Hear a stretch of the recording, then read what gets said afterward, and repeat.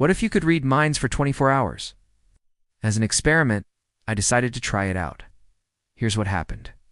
I figured that somewhere in this park, there was a mind that wanted to be read. So I sat down on a nearby bench and closed my eyes. I listened to a group of friends discussing their favorite bands. I even picked up on the thoughts of a couple arguing in a cafe. I got on my bike and headed back to the park. I listened to a young girl thinking about her lost balloon. I heard a man thinking about his sick wife. I even picked up on the thoughts of an elderly woman who was thinking about her deceased husband. But I didn't judge. I didn't pry. I simply listened. And in doing so, I learned something about myself. I learned that I am capable of great things. I have the ability to connect with people in a way that I never thought possible. But most importantly, I learned that with great power comes great responsibility. My mind-reading abilities are a gift, and it's up to me to decide how to use them. Will I use them for good or for evil? That, my friends, is up to you. This time I was more prepared. Brought a notebook with me, and I made a list of the things I would and do. First, I would only listen to surface thoughts. No mind reading. Second, I would avoid judgmental thoughts. Everyone has their own problems. Why add to them? Third, I would use my ability to help others. If someone was thinking about something they needed help with, I would be there for them.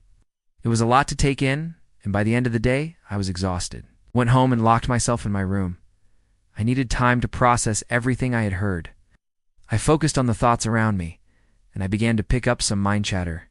At first it was faint, like static on an old TV, but then it started to come in clear. I heard someone thinking about their weekend plans, another person thinking about their upcoming vacation. I felt a sudden jolt when I picked up on a man's thoughts, who was sitting right next to me. He was thinking about food, specifically a tuna pie that his grandmother used to make.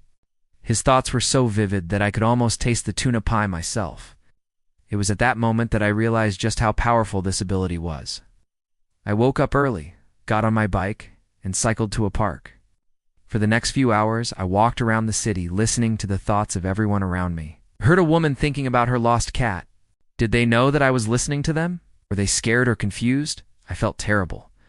I had never realized just how precious our thoughts are until I had taken them for granted. I had used my ability without thinking about the consequences, and now I was paying the price. As I lay in bed that night, I couldn't help but think about the people whose thoughts I had invaded.